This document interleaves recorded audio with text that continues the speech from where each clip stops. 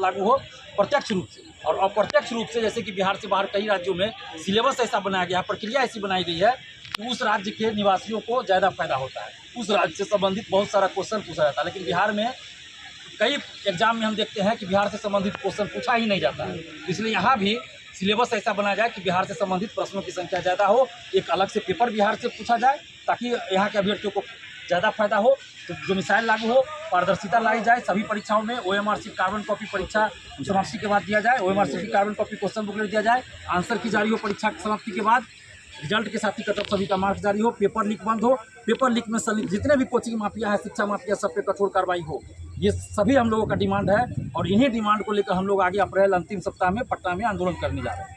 दिलीप जी, एक सवाल और होगा कि बजट सत्र के दौरान जो है विपक्षी दलों के नेताओं द्वारा डोमिसाइल नीति की मांग को लेकर भी सदन में इसकी चर्चा चली, लेकिन सरकार इस पे अभी तक छू तक नहीं कहा, यानी कोई संज्ञान नहीं लिया। देखिए, सरकार संज्ञान लेगी जब हम लोग सड़क पे उतरेंगे, फिर दिखाएंगे लोकतंत्र है और चुनावी वर्ष है।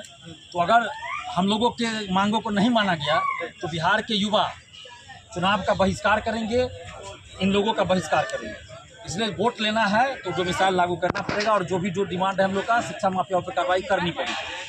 काफी लंबा आंदोलन चला है बीपीएससी की 70वीं परीक्षा को लेकर कहें, चाहे बीपीएससी सीरीज 3 पेपर को लेकर कहें, आप लोग निरंतर जो है गर्दनी बाग में धरना दे रहे हैं, सरकार के खिलाफ अपनी आवाज़ को बुलंद करने की कोशिश कर रहे हैं, लेकिन सरकार हर मामले में कहीं ना कहीं चुप्पी साध रही है।